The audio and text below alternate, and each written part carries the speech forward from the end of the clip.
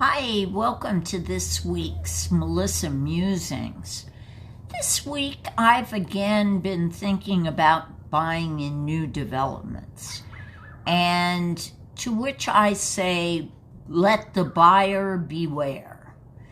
I was reading an article in the Commercial Observer about 432 Park Avenue and all the litigation going on at that building, which of course is one of the new super talls here in New York City, which meant the claimants are claiming that it's the worst building in New York, that it creaks, that it things don't work. Sometimes the elevators don't work, which is a problem in a super tall. And they've all filed suit. And it occurred to me that very few people understand about buying in a new development. First of all, it is different than buying resale real estate. Nobody's lived there if you're one of the new buyers. It's a new product. You have a developer who has taken huge financial risk to develop this. And I just have a little homespun advice for the buyer looking in new development. First of all, understand that it's different. There's a process to the sale of new development. Occasionally, they will try to sell before there are shovels in the ground. They'll try to sell apartments from floor plans.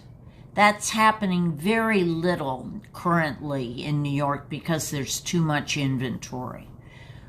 But in tighter inventory environments, it was happening and they were selling them. That was really when the New York market was everybody's favorite bank account.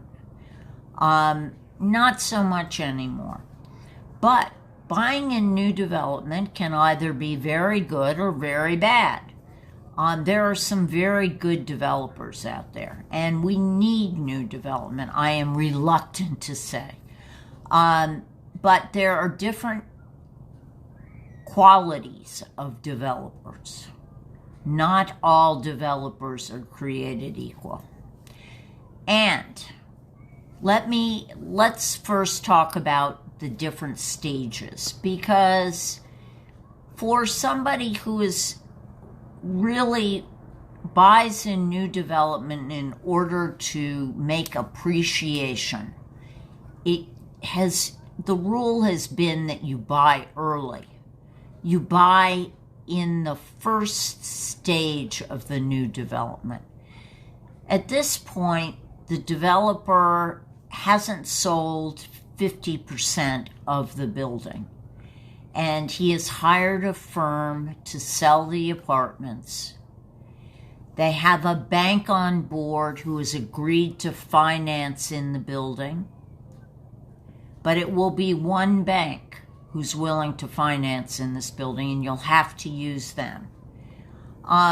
In my experience, their rates are going to be the same as everybody else's. Then developers release apartments strategically. So if you buy early in a development, chances are you're going to be buying on a lower floor. And as the building sells out, they start to release the higher and more desirable floors. So be aware of that. But you may very well have your best appreciation on the lower floors. Then as the building is sold, when it hits 50% sold, people are already living in the building. They've already had closings. This is when possible issues with the building may start to show up. after it's gotten some real life use. There's no way a developer can predict that they're going to have certain problems. You know, I'll defend them on that. If it's a good developer, good developers have problems too. And I would say it's not whether a development has problems, because most of them do at some point. There's something that doesn't work correctly. But it's how they address those problems. Do they come right out and say, oh yes, this is an issue, we'll take care of it right now?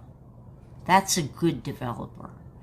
And you'll find that there are buildings which have had problems where it's fixed, and if you do the research on the building, you'll see that they did have litigation and they did have problems, but it's been addressed and it's been fixed.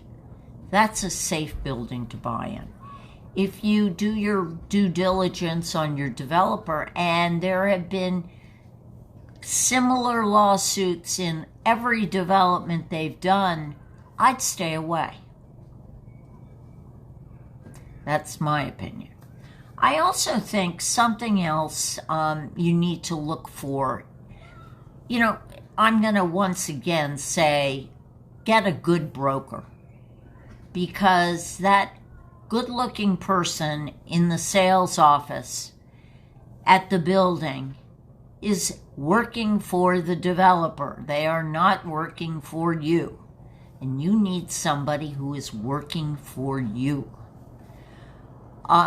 The other thing that I personally, as a native New Yorker, and I am passionate about my city, I think if you see a developer who does not respect the area in which he's building, does not respect the history, but has built his dream in the middle of a neighborhood where it doesn't fit, I'd stay away from that developer. You know, we have seen in New York on 57th Street, which they're now calling Billionaires Row, this series of I can build it taller than you buildings on an avenue that was once very elegant.